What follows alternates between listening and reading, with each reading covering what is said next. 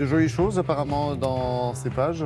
Oui, on reparle ce matin d'Au long de la Terre, le film d'Édouard Bergeon qui cartonne au box-office. Cette saga familiale qui raconte l'histoire vraie d'une famille de paysans poussés à s'agrandir, à intensifier sa production, vient de franchir le seuil symbolique du million d'entrées. Le film a même dépassé en deuxième semaine cette moissonneuse-batteuse d'entrée qu'est Will Smith, héros du film d'action Gemini Man, lirez-vous ce matin dans Le Parisien. Et dans Le Parisien, précisément, autopsie d'un succès.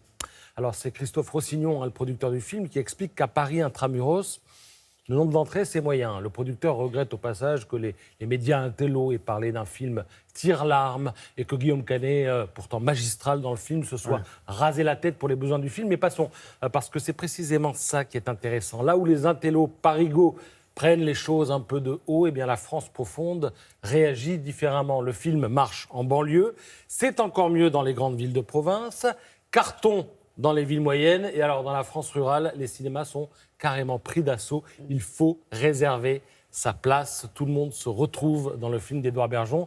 En fait, Bergeon aurait voulu souligner la fracture qui sépare la France des centres-villes mondialisés et l'autre France périurbaine, enclavée, qu'il n'aurait pas fait mieux que ce film. À lire en tout cas ce matin dans Le Parisien. Un collector maintenant, cette une de Elle avec Valentina Sampaio, premier top modèle transgenre à faire la une du magazine. Elle a 22 ans, 1m77, un regard cristallin et une voix qui porte, car Valentina est née garçon. Elle dit avoir toujours su qu'elle n'était pas née dans le bon corps. Et c'est à 12 ans, en fait, qu'elle a changé de prénom. Et chose importante, et elle le raconte, ses parents l'ont toujours soutenue. Très important. Alors, il faut lire Elle, parce que Valentina est loin, en fait, d'être la seule mannequin transgenre. Le monde de la mode en abrite de plus en plus. La première, la pionnière, ce fut April Ashley, qui avait été outée, comme on dit, par un tabloïd dans les années 60. Et ensuite, il y a eu aussi Caroline Cosset en 82, je crois.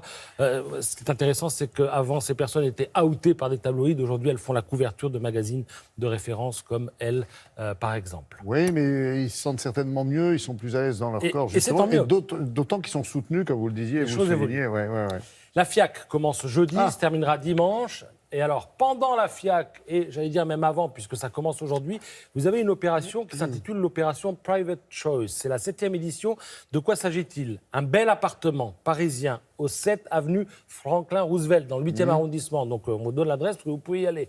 A été loué, et à l'intérieur de cet appartement est organisée une exposition éphémère d'artistes qu'on ne trouve pas à la FIAC. Il y aura une 50aine d'artistes ou de galeries qui seront représentés. La visite est gratuite.